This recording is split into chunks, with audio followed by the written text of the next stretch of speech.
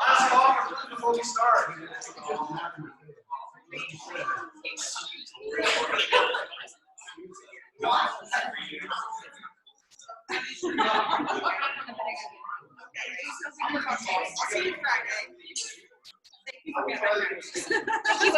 Thank you for being my friend. There's more food here, everybody. It's actually like dinner if you want dinner.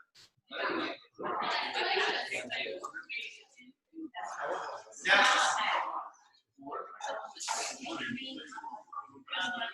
I'll tell you one story about Alina real fast. The first time I went over to her house, he said, stop by for about 5 minutes for a bite to eat. I did say that. You came for the hospice. No, it was another time then. I came, she said, come by for 5 minutes. I didn't leave until 6 hours later. Whoa. After having the equivalent of 2 American meals. Whoa.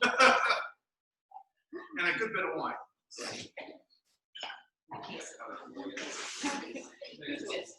Are we ready to start? What time is it? Let's all stand and sing "O Heavenly King."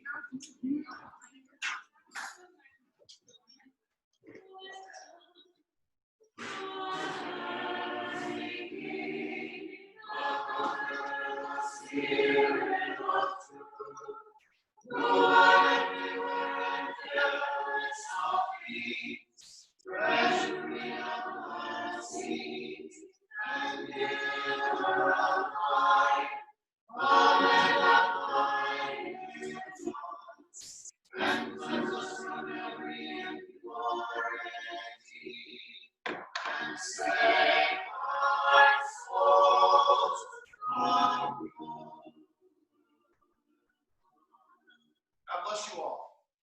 Good evening. It's my privilege to welcome you to the first in-person Christian education in 7 months. Glory to God. Glory to God. Welcome. Welcome. So glad you're here.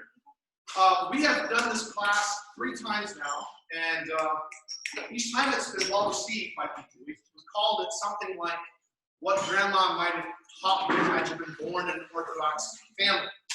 And I remember when I was at the side of my then spiritual father, Father Stephen Bolanic, I was excited to be at seminary, and he told me, stop. He said, stop. Orthodoxy is not so much taught as caught. And of course, we're teaching in a sense tonight, but my hope is that by telling stories and by relating things in a kind of homespun way, we can help you catch things rather than just, cogitate on things the way we might normally do things here.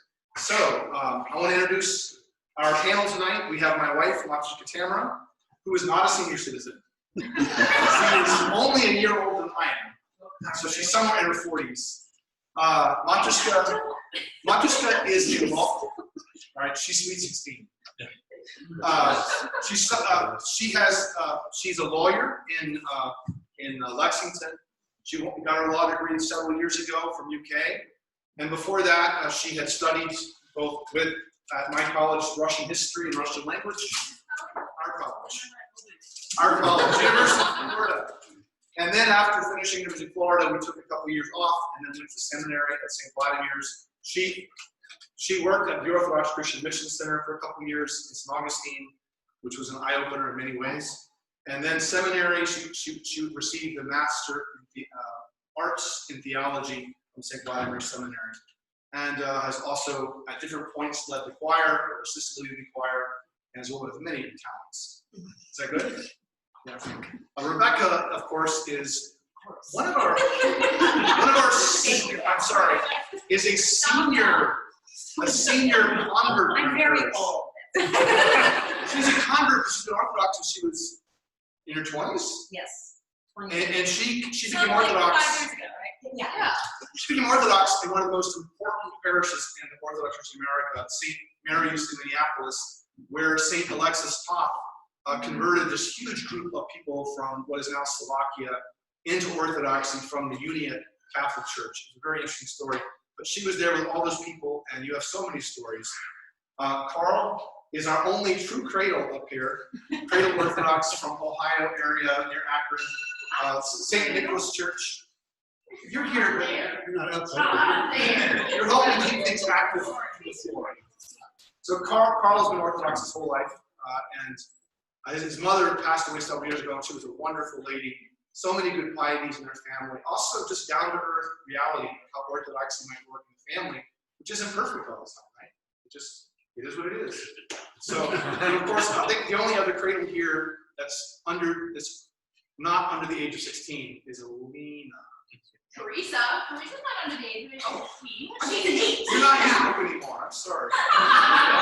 Okay, there we go. And Beth, I guess you're cradle too. I was 4, but All right. I did not count. All right, I'm done. Go ahead, Mike. No, but mine's very. You start out. Those are yours. Well, we always start this out by providing 2 general rules for everything we're going to talk about tonight. I think we initially called this like an etiquette class, but for some people that's very off-putting. Like, oh, I've got to remember which fork goes where. There's these set of rules. But think less about rules. All you have to remember is 2 rules. Well, okay, so 2 rules. two maxims, okay, right? Remember God and remember others. How are your actions? What are your actions expressing about what you believe in God? And what are your actions expressing about how you view other people? So, are you being distracting and obnoxious to other people? And that sort of behavior would be dishonoring to God, right? So if you just remember those 2 things, that's just a good starting point for everything we talk about.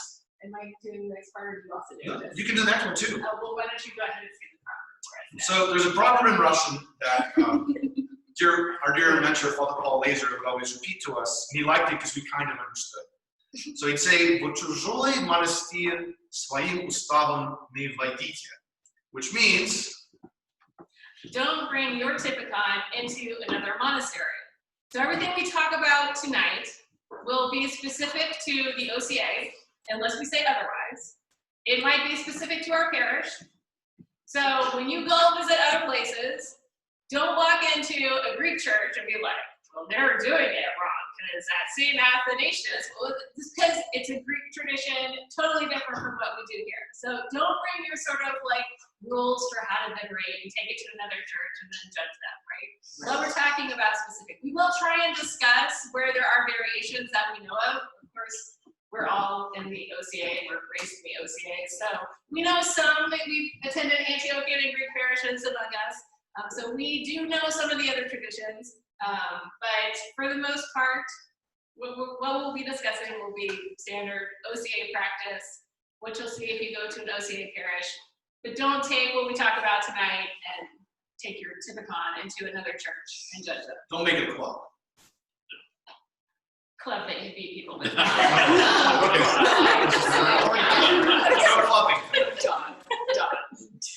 Do you want to add anything to that, Rebecca or Charles? No, I think that is very good, because if you come into the church to an LCA parish and then you go to a Greek or an Antiochian, you think, whoa, this is really different. How come we're not going up and venerating right away?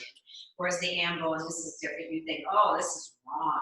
And you're gonna stand there sometimes, and you're really a strident convert and say, this is the right way to do it. And kind of show them how to do it. But so when you're in their parish, you follow what they do, because it's their house, it's their parish. It's kind of like when in Rome, do as the Romans do, really. And the origin of that was actually St. Augustine. Was asking, he was scandalized the Roman church was different than the North African church. And his mentor, St. Ambrose of Milan, said, when in Rome, do as the Romans do. He's talking about liturgics and how you behave in church.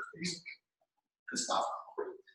So one of the topics that we have tonight, we have a number of topics to talk through. One of them is preparing for the liturgy.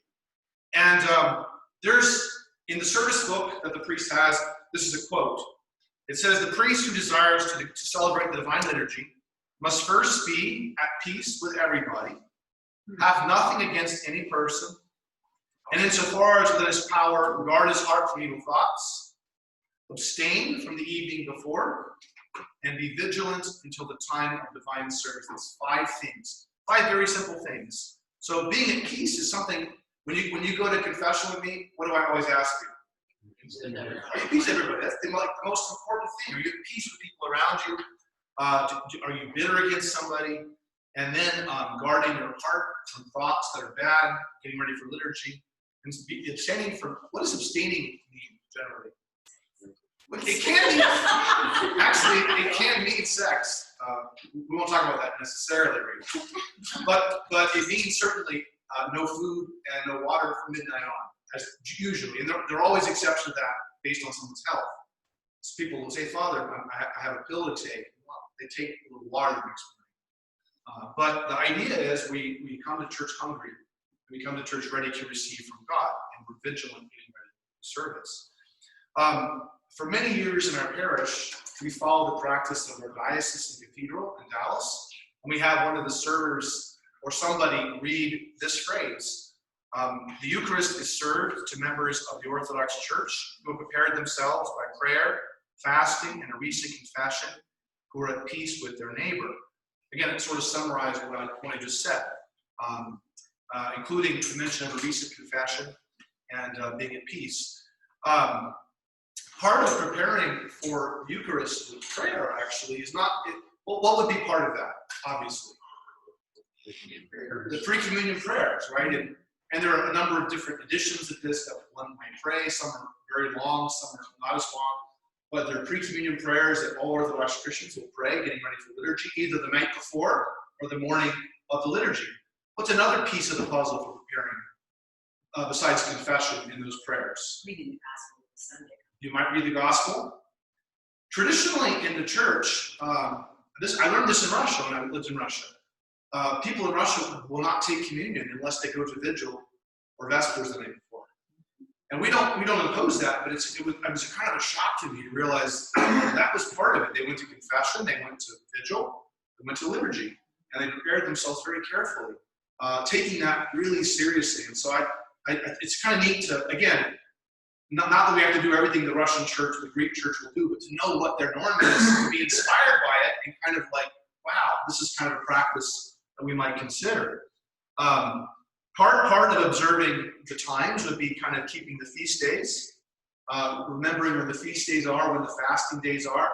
Another thing I received when I was in Russia, they had always asked me, did you observe the fast since your last confession? And they would say, if you're going to take communion, if you're going to take communion regularly, you should keep the Wednesday and Friday fast to whatever you can. And there's some variety in that. You should note those days. You should observe the feast days.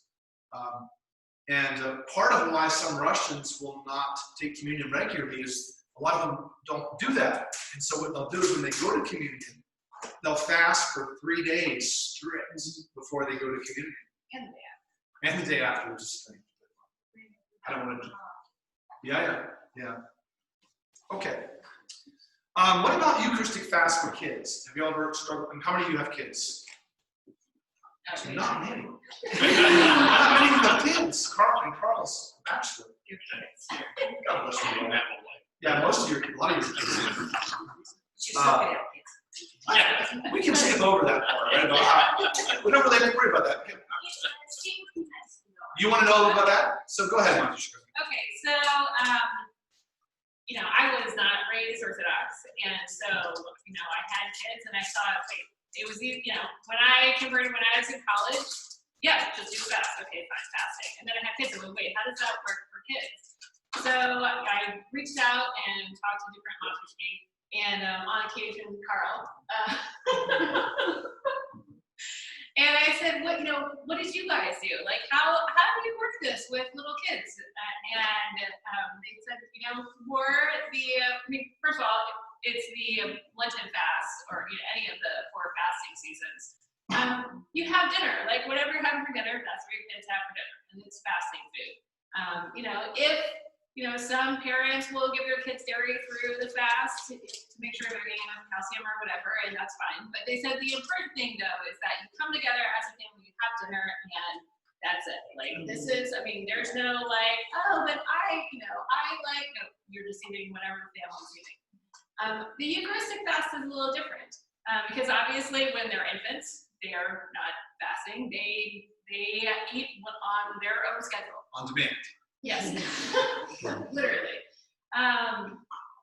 And so, you know, as they transition to solid foods, you know, they're still eating when they need to eat. And so what you have to do is you slowly start taking them off. So what, I was actually in the car at one of these diocesan functions with a whole group of Montefiore. They're all giving me advice. And it was all the same advice. I was like, oh, this must be good. So, you know, when they're about 5 years old, you know, you always talk about, you know, the Eucharistic fast and whatever. And then when they're about 5, then you're like, okay, now it's time for you to start fasting too. And you just slowly start backing off what they're eating. So maybe give them a piece of toast and some juice when they were, you know, before. And now you give them like, you know, maybe it's 2 pieces of toast, 1 piece of toast. And then the next year it's like half a piece of toast and some juice. And then by the time they're 7, like they just get a glass of juice, you know, or maybe a glass of juice and then you switch down to a glass of water. And by the time they're 8 years old, they're doing the full fast. So it's not like you have to completely jump them into Eucharistic fast, but you slowly work them into it. But the biggest thing though is that you're always expressing like that this is important and this is the fast and this is what we do as Orthodox Christians. And they see you fasting too. And they see, right, and they see, that's the big thing, they see you fasting too. They still might not like it, but that's just part of life. Yeah. Just life. They learn. But I went to, like I remember I went to Carl one time and I said, so your family's Orthodox. You guys are all like still Orthodox. What'd your mom do? I said, you know, we fast and JP fast and we turn the TV off during Lent. And then he would go to his friend's house and he'd come home and be like, oh mom, I don't know how it happened. The TV just sort of like turned on. Or I went over and they gave me like a hot dog and I just had to eat it. I said, Carl, what? Like that's normal, right? I shouldn't feel bad about that. No, don't. Because you did the same thing. Absolutely.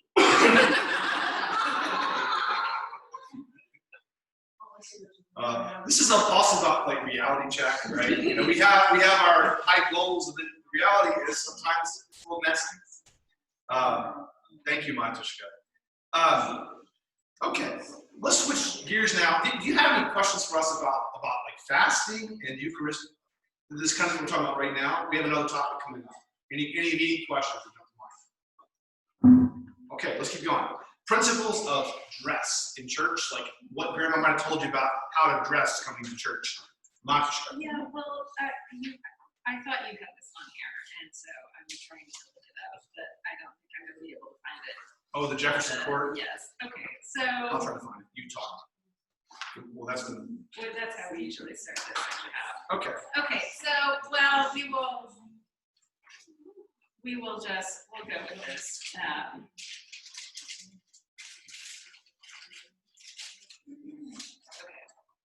So when people talk about dress in church, sometimes people get upset, you know. Oh, how can you tell me what to wear? You know, I should be able to come as is. And this is from a news article. This is unfortunately not the actual thing that I was hoping for.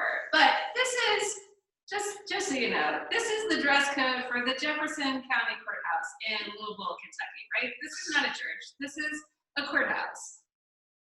The following types of clothes are not considered proper dress: cutoffs, shorts of any kind, house slippers, shoes or comparative footwear, tank tops, muscle shirts, halter, half tops, shirts, mesh or see-through shirts, hats or do-rags, pajama tops or bottoms, clothing with inappropriate or offensive logos, pictures, or writing. Clothing shall be worn correctly and as designed. And the sheriff noted that by order of the judge, if the sheriff's deputy determines your attire is not appropriate, you will be asked to leave. And you may be allowed to return wearing proper attire if you return within a reasonable amount of time for your court date. Now, why, and they actually spell this out in the court's website, and there are multiple courts that have similar sorts of statements. It's because what you're doing, the courthouse and our whole system of justice, like it's a dignified thing that we're doing. And you should dress appropriate to the dignity of what you're doing. If we feel that way about our legal system, we should definitely feel that way about God. So when you come to church in your dress, it's not so much like, there's these rules about what you can and can't wear, but look in your closet and say, what do I have that would be dignified to my God? And wear that. Absolutely, and it's that simple, really. And so things like, I don't get upset about things like shorts, but but theoretically you should never wear them to church. Things that are bad were like big logos, right? You shouldn't wear any kind of logo on your shirt. I remember my priest one time, I had a University of Florida. It was a blue and orange golf shirt. It was a very nice golf shirt, but I had a little gator symbol there. And my priest came up to me and said, "Justin, I can't believe you would wear a logo in the Lord's house." And I was horrified. And Because you come to church, you're confessing your allegiance not to a sports team. You're confessing your allegiance to God, right? So we want to make sure that we're making that clear. we also don't want to be hostile to visitors, right? So there's a balance. We shouldn't tell visitors to take necessarily to. So there's a fine line here. We want to be gracious, and we also want to inspire ourselves to do the best we can. And so a couple of things that are worth noting. As Father Justin said in one of his infamous sermons, don't dress like a hobo unless you are a hobo. There was a hobo that day. And I realized the hobo was there. And I said this with him right next to me. And I felt terrible. Unless you are a hobo. How many of you remember Mr. Lowry? Yeah, he was a sweetheart. He died about 5 years ago. So a couple practical things, just like in general, when you're in church, not down here, it's fine. When you're in church, we don't cross our legs. Men or women. Men or women, doesn't matter. Because it's considered just not too casual. Yeah. The other thing is, this is actually a lot harder for most people, is hands in pockets. I got in trouble in seminary because I would, even outside, as a clergy person or as a seminarian, the rules almost apply outside that apply to you inside, and I had my hands in my pocket one day in my cassock, and I got smacked by, I think, Father Paul and Kirill. So it's just one of those things you want to be mindful of that. And just be talking a lot in church. Like, one of the shocking things about the South is how chatty people are inside the temple, and I catch myself sometimes. I've been here a long time, and I've kind of absorbed the ways of our parish, but up in the Northeast, I think I would have gotten chewed out by the old ladies for being talking with myself in church. So don't follow my example. Do as I say, not as I do. Also, That's what I tell my children. don't cross your arms over your chest or stand like that. Yeah, well, actually, that's interesting. You say so Like this. you can say, actually, when you go to communion, that's fine. Yeah. You go like this to communion. Right. And in Don't fact, stand like this. in the old days, that's how they stood in church. In fact, yeah. Yeah. But yeah, you wouldn't hold your arms like this. No. Okay. Or even your hands behind your back. Do you guys have any thoughts on attire in church? Oh, before I take, go ahead. Sorry.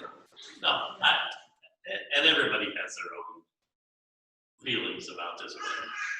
You'll see me in a tie, a shirt and a tie, on some of these, or any divine liturgy. Yes. like tonight. Who cares? It's just no. Again, tasteful, whatever. But there was something we were always brought up as kids that if you're going to a divine liturgy, think of the term divine liturgy, and you dress your best. You're entering the Lord's house to worship Him, and so I just grew up that way. I mean, my own personal. There's maybe 4 or 5 I noticed. We still wear ties, but we're also the older folks. Yeah. So don't feel that you have to wear a tie, a shirt and tie, but it's just something you develop as you're growing up. And that has always stuck with me because we always had to get dressed up for Sunday. It's what honor and respect. Yeah. And Eucharist is the height of that. And going back to the the hands in your pockets thing, it only takes once. I was visiting the church in Fort Lauderdale, and I asked, can I join you in the choir? And they said, in the choir. And they said, oh yeah, sure.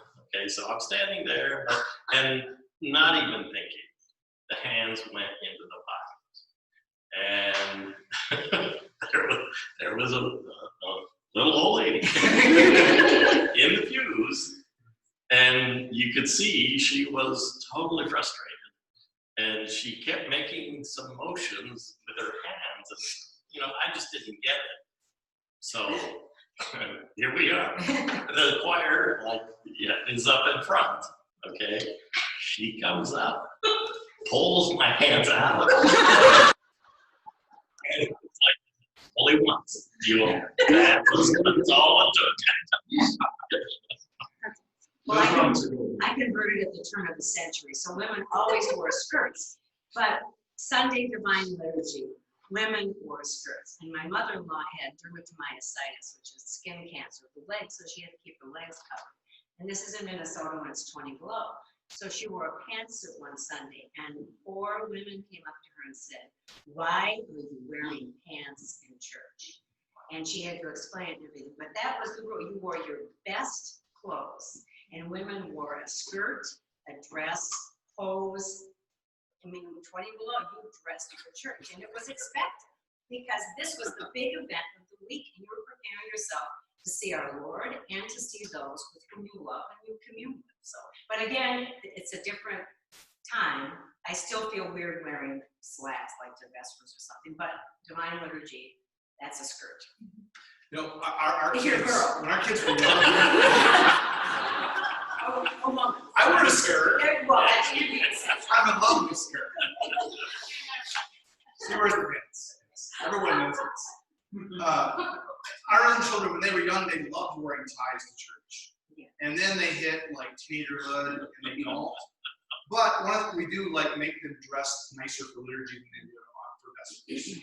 They can wear jeans for Vespers, but for Sunday, nice pants, button-down shirt, and they're usually fairly compliant if they come on time. And a mask.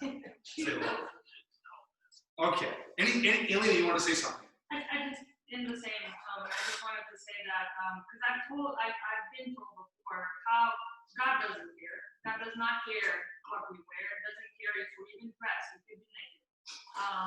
Please don't come naked. I don't even think about coming. What I was gonna say is, it's not only about being respectful in the way we know that that's a showing of respect, but it also causes you, the person, to feel different. If you dress a certain way, I'm just gonna bring maybe a teenager getting ready to see the boyfriend for the first time. They spend hours on the mirror, they do all kinds of things, they smell fresh, they do all kinds of things. It gives you a different attitude, is what I'm trying to say. So when you prepare and you dress a certain way and you have a certain attitude, no hands in the pockets and stuff like that, it gives you a different attitude. It makes you more prayerful, it makes you more appreciative of what is happening. You participate in the actual divine liturgy. And That's good. and I know that because I've not wear a head covering for a while, and after I started doing that, I've noticed a change in me. So dressing this way and behaving this way, it's for our good, Yes. and not for God. Orthodoxy is a psychosomatic faith, in the sense that we believe that the incarnation is the most important event in our faith. So the things of the flesh, of physicality, are really important to us. And we honor the Lord with beautiful icons and with a lovely temple. And our dressing is just part of that honor. Right? Yeah, adorning is a church thing. We do flowers, we do good smells, we do all kinds of Flesh and blood. Everything has to be beautiful. It's really about beautiful. When we keep our hands like this, we're basically just body language. We're closing up to anything that might come to us. We're supposed to be like this or like this. Right. Yes. Thank you. So we're going to pivot to another topic here. The topic of getting a priest or bishop's blessing. And this is kind of one for a lot of you that might be really unusual, because how many of you started coming since COVID, essentially? I know a couple of you guys. I mean, So we're going to tell you what to do, and you're not going to be able to do it. But you'll just have to remember it for when you can do it again sometime in the future. and here's the thing. I'm not a stickler for these. I don't really like people kissing my hand. Let me just be clear. I don't like that at all, even when you don't have COVID. But I was once told by my confessor, it isn't about when they kiss you. It's not about you. You have an obligation to image forth Christ, and they're reminding you of what you're supposed to be doing all the time. And that's terrifying, right? But it's important, especially when like the bishop were to come, or a monk, or a priest monk were to come. You want to know how, or you go visit another parish. You go to a parish and you want to show proper kind of order. The abbess of a monastery actually will give you a blessing as well. So let's see how to do that. So yeah, we're related. And by the way, monks, if it's a Russian tradition monastery, if they don't have a cross, they'll never get a blessing. In fact, that's why Russian priests of all ranks have a cross, because Catherine the Great went to a deacon, and deacons cannot give clergy blessings, went to a deacon on the street and said, "Father, bless," and he couldn't give a blessing, and she looked full. And she's like, "I don't like this." She awarded every priest in her realm a cross and said, "Wear the cross, so I know who can give a blessing and who can't." That's why. So it's in a monastery, unless it's the Greek monastery, that's a whole different thing. But if it's a Russian tradition monastery, someone with a cross can give a blessing, including the abbess at a convent. So how do we do this? So the most formal, right? Father bless. Blessing will be upon you. And then the priest might do a triple kiss. Oh. So, blessing be upon you. That's how it's He done. likes to do the little shake. Well, there's one bishop who would like fire them off. So priest, father bless, abbess, mother bless. And the abbess blesses like this. I'm just sort of doing it. She'll do like that. You kiss her hand. And the cross. And what people get tripped up on is Wait, the other thing too. If it's a bishop, master bless. master bless. And in fact, there's a whole etiquette for how to write a bishop. If you want to know, I can teach you that. But don't just write, "Hey, bishop, hi." You don't edit. Don't. So, and technically, I should have the priest. I don't really. I'm not very formal, so you don't know a lot of these rules. I never really teach you, but there's a whole etiquette for all that stuff. If you want to know, I'll show you, but not right now. But the blessing is nice. One of the mistakes people make is when they go to a bishop or a priest, they'll cross themselves first. Because you're thinking it's like an icon, right? And I believe it's in the congregation. It said, "I am not a relic." So We're not venerating. No, you're not venerating the priest. You're just asking his blessing, right? And, again, most formal, you touch the ground. But informal, you could just Father bless. Yeah, Lord bless the Lord Oh, upon okay. you. Did you want me to give you a blessing? Yes, Okay. abbess bless. Okay. But the point is, you don't cross yourself first, because the priest or the bishop is crossing before you. So you don't, just remember, if you go to blood, you can either just say, "Master bless," or you can do "Master bless," but you would not do Because let me, Master bless. let's kind of like jump up on this a little bit. So when you ask the blessing, the priest is blessing you, right? He's making the sign of the cross over you.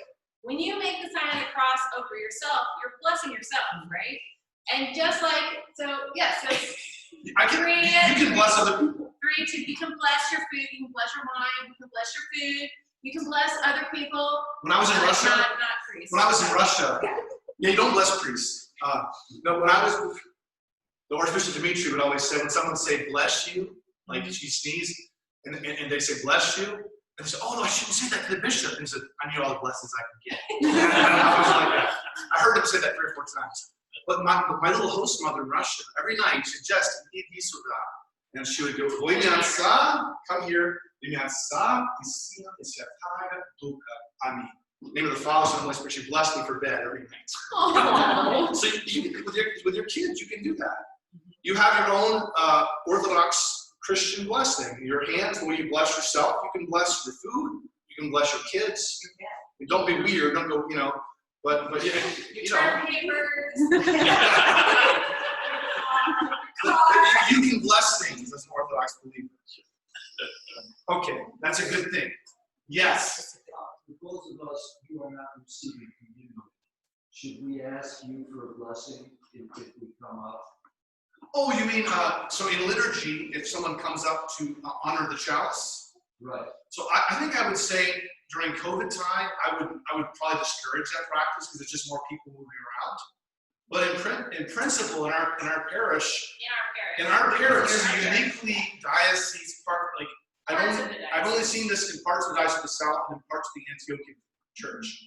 Never in the Greek Church, and not in most of the OCA or most of the Antiochian Church. Definitely not in Rocco, Russian Church abroad. There's a custom in some places, in our parish, one of them, for non-Orthodox who wish to show respect to the chalice, or Orthodox who are not receiving communion for whatever reason, and there could be many, to cross themselves and then kiss the chalice when they go to in the communion line. I don't object to this. And it's nice now we have deacons, so I'm serving communion deaconess. I think probably if we were the size we are now and I was serving alone, I would discourage this because it takes a long time. It adds to the communion line. And you shouldn't do that for a visiting priest. No, visiting priests get very confused by that. Yeah. Because it's a local. It's a local custom here. And I think it's a beautiful custom, but it's not at all universal. Right. So after COVID, if you want to do that, go for it. Here. So here. You would just say, and here's the funny part, in the Catholic Church, they have this tradition too. I think that's where it came from, the Catholics. If you're going to just receive a blessing in the Catholic Church, you cross your hands like this. But in the Orthodox Church, that means you're receiving it. So it's a mixed message. So I don't know. You could just come up, hold your hands, actually like this, and just say, Father bless, and you can kiss the cup if you wanted to. So what's that? What's your right hand? They don't use this. No communion? Yeah. That's probably old. Yeah, old. Yeah.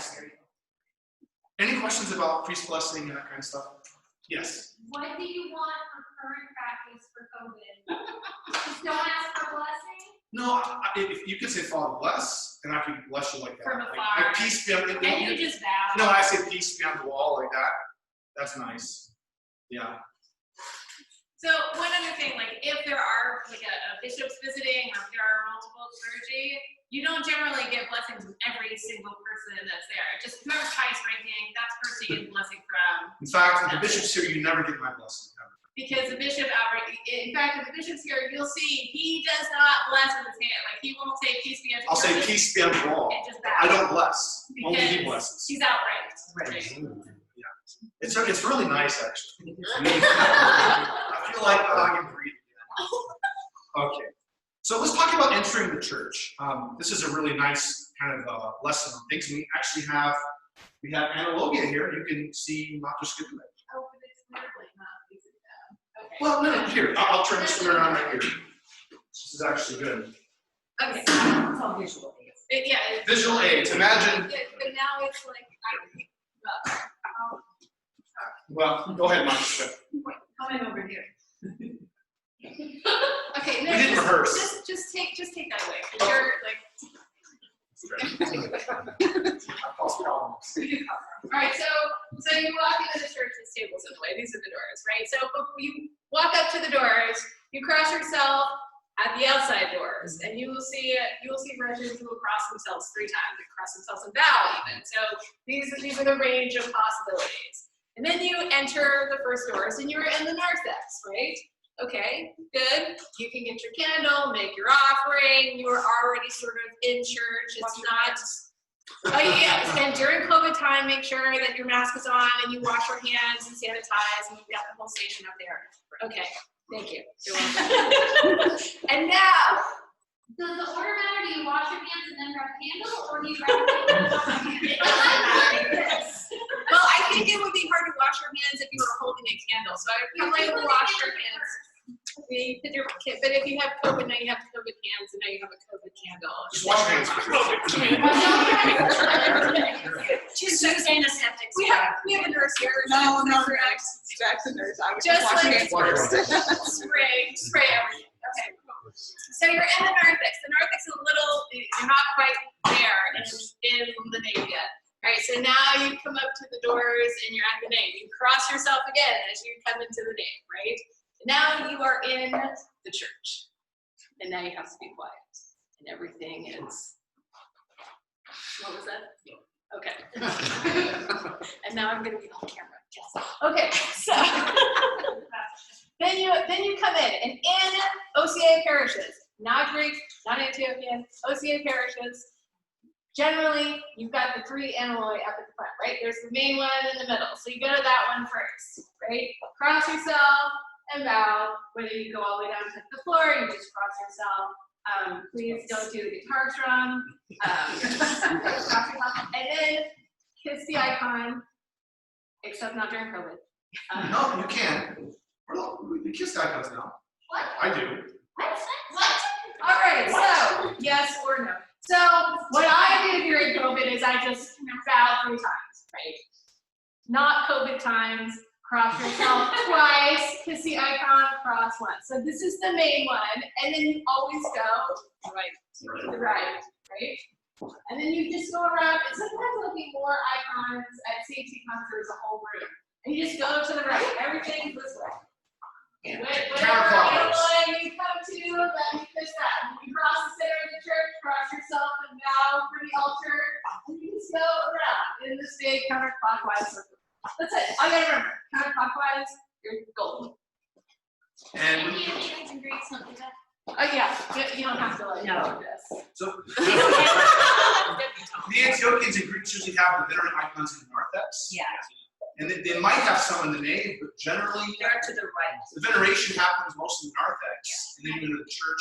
Maybe overseas it's different, but my experience here is you venerate in the narthex. A couple things to remember: you want to avoid, whether you're a man or a woman, avoid lipstick coming to church. It's important.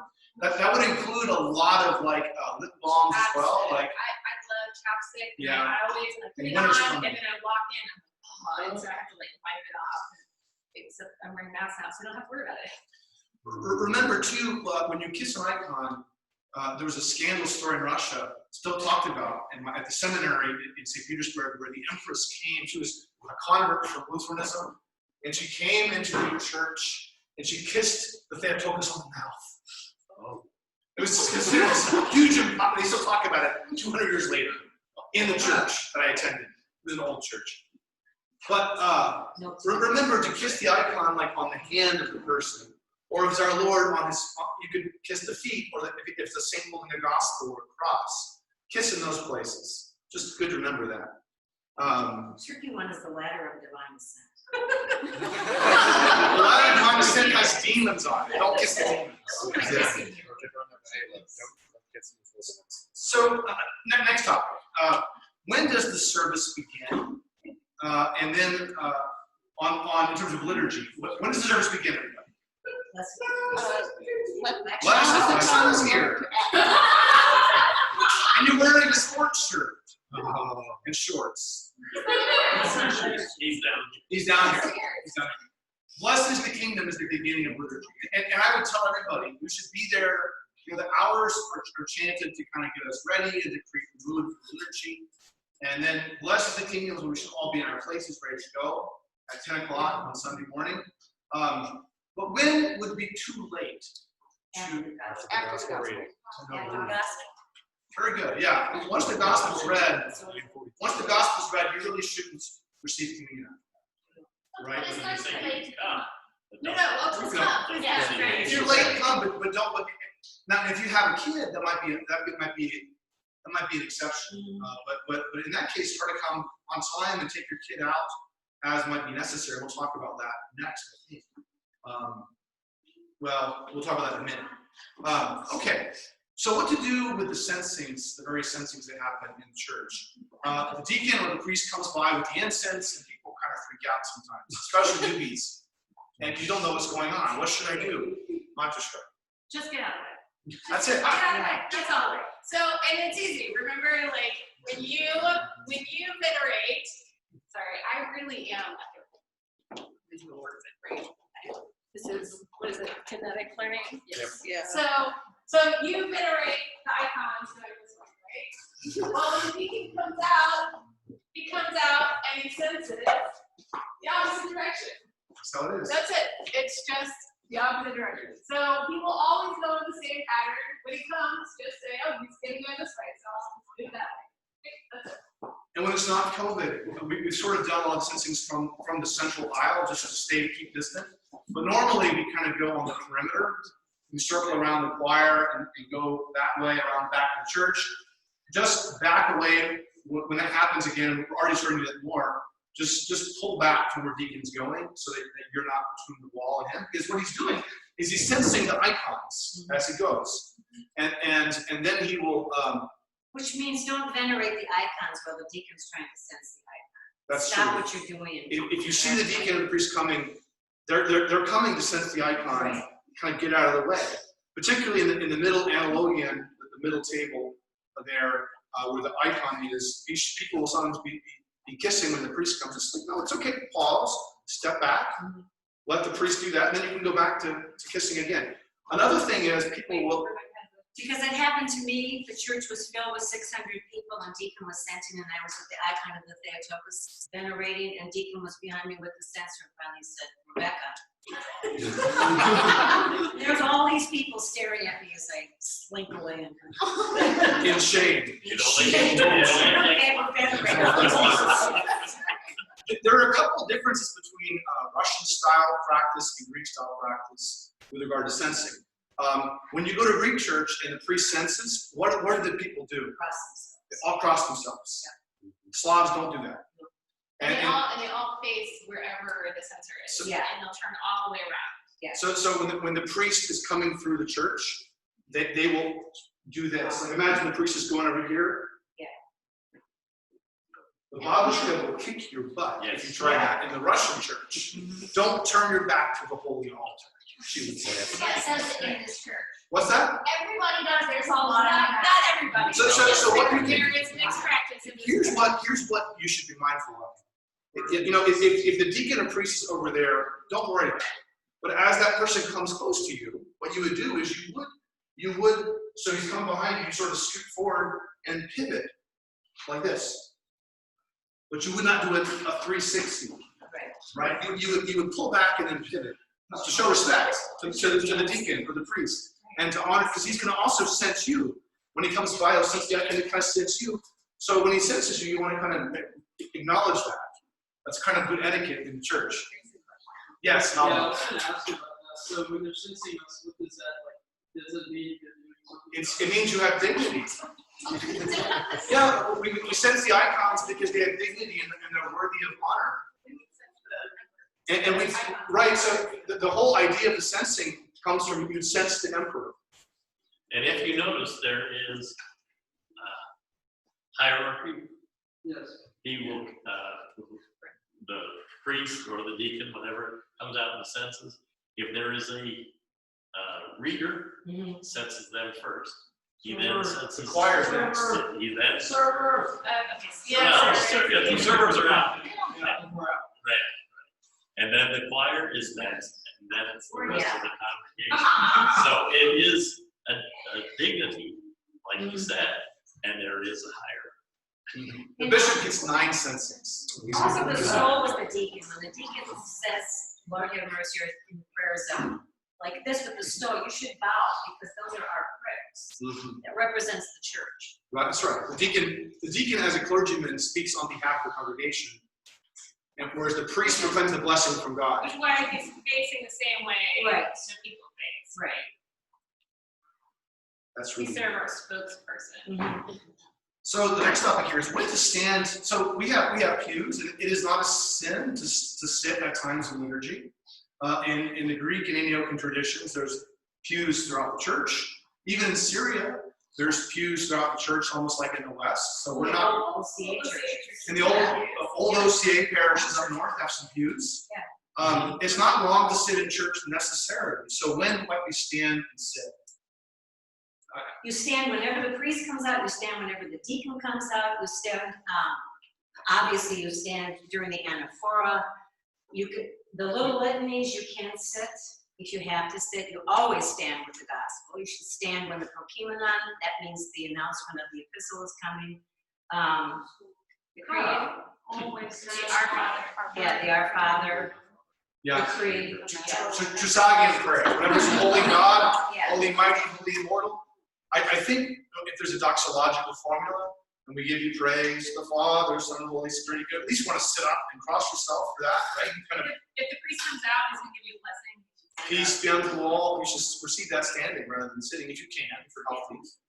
Right, if you have a broken leg, please just stay Just sitting sit. down, right? There's a common sense aspect to this. So when I was exceedingly pregnant with JP, I was in masturbation baby. I was at St. Vladimir's, and I knew you were supposed to stand during the Our Father, and it's the liturgy, and here we go. They're getting ready to do the Our Father. I was sitting, I was trying to be good. I was like out here, and I go to stand up for the Our Father. Well, Montesquieu Juliana Schmemann was visiting. A princess from Russia. Sit down. I was like, yes, ma'am. I mean, and she's like there. I mean, talk after, there's no need for me. I don't have to prove anything by standing up. I'm like 8 months pregnant, and my legs are like twice the size they normally are. So yes, there is a practical aspect to this. If you're healthy and you can stand up, if there's some reason you can't stand up, please don't try and prove anything to the rest of us. It's okay. But do make your kids stand up when they're supposed to stand up. So they get used to it and they know it and it becomes just habit. And just like the fasting, it's the same thing. Obviously, they're not standing up when they're infants. But as they get older, what's wrong with his head? As they get older, right? I would ease them into it. It was like, okay, you're going to stand up anytime it's the Our Father. Okay, you're going to stand up during the Anaphora and the Our Father. Okay, you're going to stand up during the Creed and the Anaphora. You know what? We're going to come and you're going to start by standing up. Yes. And they're like, okay, now you can sit down. And you're like, oh, why don't you stand up? Oh, look, it's the entrance. Stand up for the entrance, the little entrance. Oh, you can sit back down. Oh, look, it's the great entrance. Stand back up for the great entrance. And so you just slowly build up their tolerance. And finally, you're just like, okay, stand up. Stand up. And also, part of the pacing of having kids is you can take them out at various points, and you want to make sure you're kind of trying to get back for other points. Like, honestly, don't feel like your kid has to be there for my entire sermon. For their sake, or my sake, or your sake. I always took my kids out for sermons. Just preemptively, I took them out. Like, that's it. You guys are so good. You're quiet during service. We're taking a scheduled break. So we would take scheduled breaks. But we would always make sure that we were in there for things like, the entrances, the Our Father, the Anaphora, the Creed. Yeah, And then after communion, you take them out for a little bit until communion's done. That's another little break, and then you come back to the dismissal. You take the little kids, that's why little kids go up first, because their parents have been wrangling them all service, and they just hope they don't start screaming before they get up to communion. So let little kids go first, and then let them go out and take a break. Another thing about sitting or standing, when the gifts are out there, that's our Lord, and you've received, don't go sit down unless you're sick. Stay standing, because our Lord is right there in our presence. That's a really good point. Thank you for sharing that. That's important. Because it's not your personal communion with No, Jesus, it's not. right?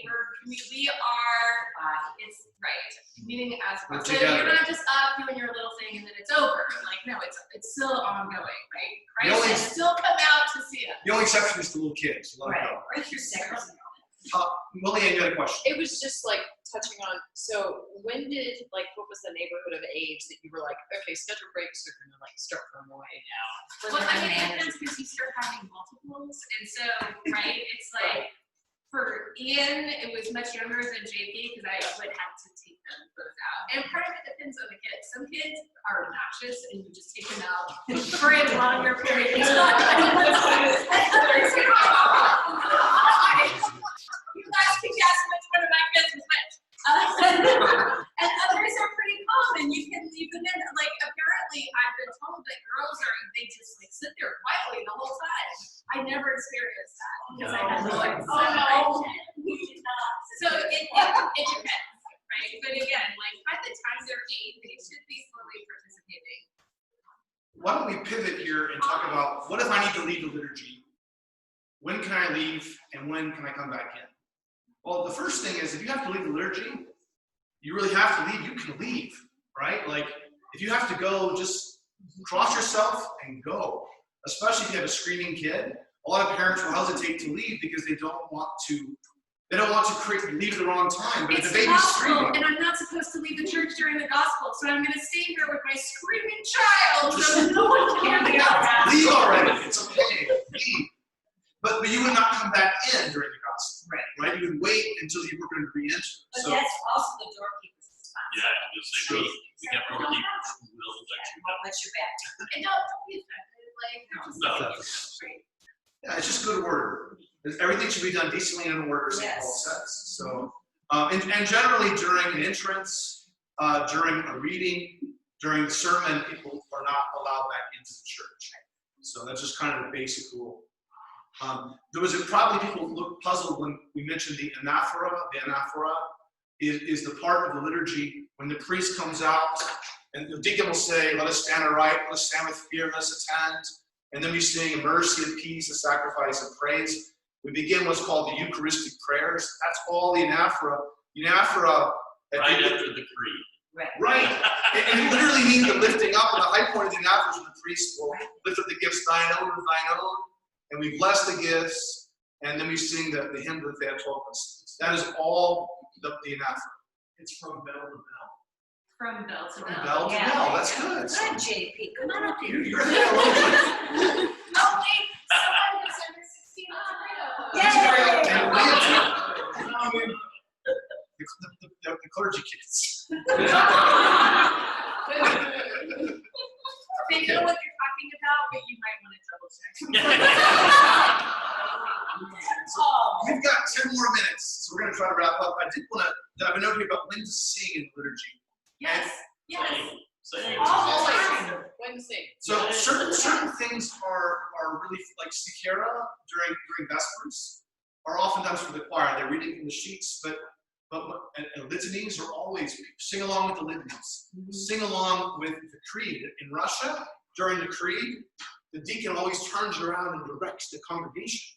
No, the deacon's not here, is he? Yeah. Yeah, you heard. And the deacon will also direct Our Father. Yeah. You know, and then the other thing is, this is funny, receive the body of Christ. I mean, I remember the deacon, if the people stopped singing, the choir would not, the choir, it was not the choir, the people had to do it. Yeah. The deacon turned around and The like, deacon shoot us out. would be like, in Russian, what's wrong with you? Sing, receive the body of Christ. I was just shocked once when I saw that. But the point is, those are times when everyone should be singing. It's the people's word. And It's, so- I mean, it's sort of like a dialogue, is how it was explained to me at first. There's the priest and here's us, and we're answering back and forth, and then the deacon also as our prayer. So think of it, it's a dialogue, so listen, so you know when your response comes and what it is, and And if you You're want to welcome. sing more, join the choir. yeah. Yes. After COVID. If you can sing. Please join the choir. Well, not just after COVID. I mean, we're already working with some people who have expressed interest to me in learning more music to develop more singers. And so if you want to be part of the choir, we have to do it in small groups right now, but we're going to work on this. Let me know.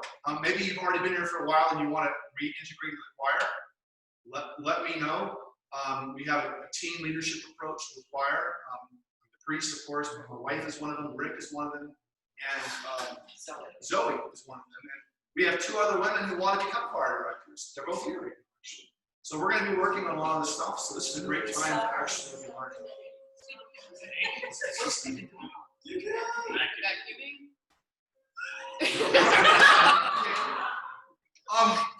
Are there any other? Are there any topics that y'all want to cover? I have other topics here, but I'm feeling pretty good where we are. Yes, What about y'all? when the gifts are out, when our Lord is there, please don't come up and generate the icon of the day. Thank you. So we bring the gifts out in the fear of God with faith and love and all there. Sometimes people will delay coming to the cup. Just a moment, Jesus, I need to venerate this icon. Do that. And don't, in a sense, don't keep Jesus waiting. You know? Come on up and receive right away if you're going to receive. You're going to venerate at the end of liturgy anyway. Also, don't cross yourself. Don't what? After receiving. Yeah, don't cross yourself. Yeah. Unless you walk away from it. But part of why we do not cross yourself is the cup. You're going to knock it. So don't knock the cup. Remember. So we'll go to children. Apparently, it's my job to talk about. So I know we don't have people with small children, but some of you will soon have small children over there, and you'll be like godparents and everything. So when you come up with small children, your job is to make sure your small child does not upset the chalice, right? So when they're infants, first of all priests are right-handed when they serve. Right. You have to be. You have to be. So even if you're left-handed, you have to be right-handed during the service. So if you're bringing up an infant, hold them this way, right? Because the priest is, right? I have the spoon in my right hand. Right, infant this way. Because I can't do it this way, otherwise I'll drop it. So it has to be like this. It has to be like double jointed or something, right? So hold infant this way. If you're coming up with small kids, and I love having and kids love it when they can walk up by themselves. They think they are so cool. But you have to be right behind them. So I've seen some people who are like, "Oh, this is great. I'll let my kid go up." No. You have to be like right there, holding their shoulders, because you have to make sure when they're 3 years old that they're not going to go, "Oh, look, mom," and like not pull something or pull something. So let them walk up as soon as they can. That's fine, but make sure you're like right behind them. And then when you walk up. Well, it's COVID now, so all bets are off. But when it's not COVID, you've got the altar servers, they create this box, and you like walk right up into the box, right? And so they're on the side, they've got the cloth, that's precisely so nothing spills on the floor, right? So go ahead and walk right up. And if you've got a kid, same way, you like box them in. Like Push them up. altar servers, you push them right on up. Yeah. But not too hard, because you don't want them to fall over. But yeah, if the Eucharist falls on their clothing, what do I have to do with it? I have to cut that piece of clothing off the kid and I have to burn it. So I don't want to do that. I've done it like 10 times. I don't want to take your kids' clothes. At seminary, it dropped on the floor one time, they had to cut out the carpet. Yeah, and burn the section of the carpet. They had altar servers, they put a red cloth over it, and the altar servers guarded that space during the rest of the service. All right, so we get into our materials. Do you want to add anything in closing, Carl or Rebecca? It's good. Do y'all have any questions for us? Yeah. Zachary. Maybe a brief topic for people that travel, because OCA parishes, especially in the south, are very kind of few and far between. If you travel to an Antiochian church, on Sundays and stuff, they do prostrations, and especially with the gifts and stuff out. We don't prostrate during Sundays and stuff. So right. do you mind to just kind of touch base on maybe Well, some very key differences there? So yeah, the rule again, when in Rome, there's a Roman student. So adapt your practice accordingly. Or if you're going to do our practice, be unobtrusive about it. Yeah, stand in the back. Because I've been in Antiochian parishes and they all kneel during the anaphora, and I would just stand in the back. Same with the Greek parishes, but they don't usually kneel. They're Dormition Monastery, it's a Romanian monastery, and they'll kneel during the gospel. And as someone in the OCA tradition, it's like, it's Sunday, and you're Sunday, kneeling you for can't the gospel, like, what's going on? And then it's like, Romanian monastery, this is what they do, this is what I'm doing. I don't know, Carl, you know, it's, Oh, see, and that's just a monastery, not in Yeah. apparently. but when I came in, when the gospel was read, you were supposed to put your head down and look at the floor, so you weren't watching anybody else, but you were focusing on the gospel. Did you do that? Okay, stay focused on. Yeah.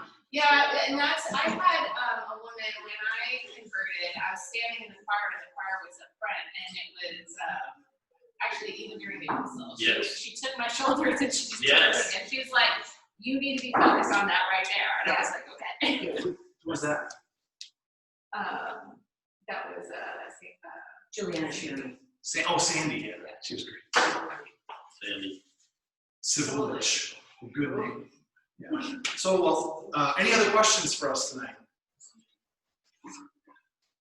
We're gonna, so I'm excited about what's coming ahead. This is an outline, I'll pass it out to everybody. This is an outline of the parish handbook. And that sounds really boring, but actually the topics are really interesting.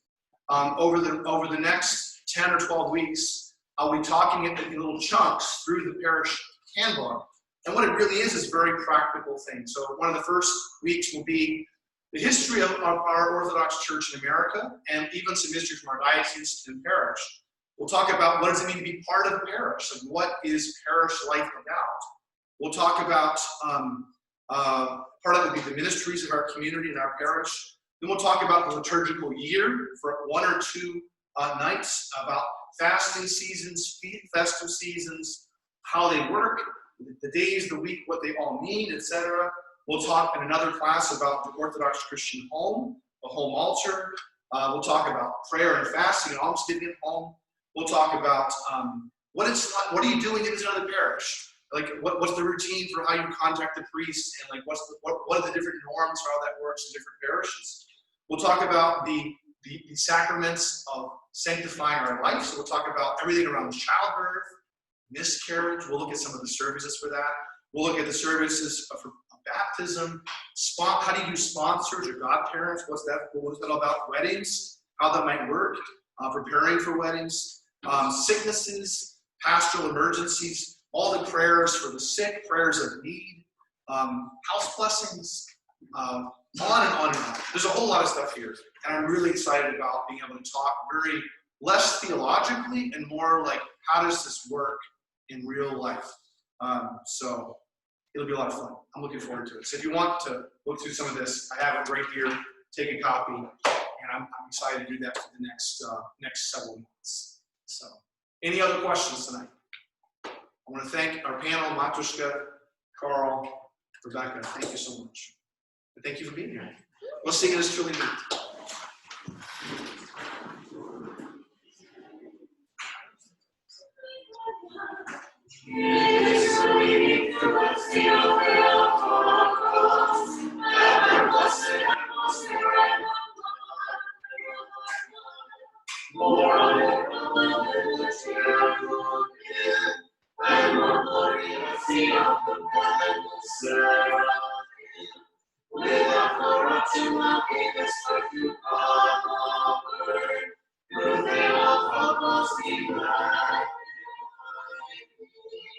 God bless you. And a note, our parish bookstore is in a revitalization phase. Now that people were using this space again, please, Catherine McCord is our new bookstore manager, succeeding Garrett, who's now in the monastery. She's ordered about $2,000 worth of books. So the first batch is in, more is coming. Y'all check it out each Wednesday night and enjoy. I want some. Remember masks, you exit, everybody. Hi, Dan. Hi, Dan.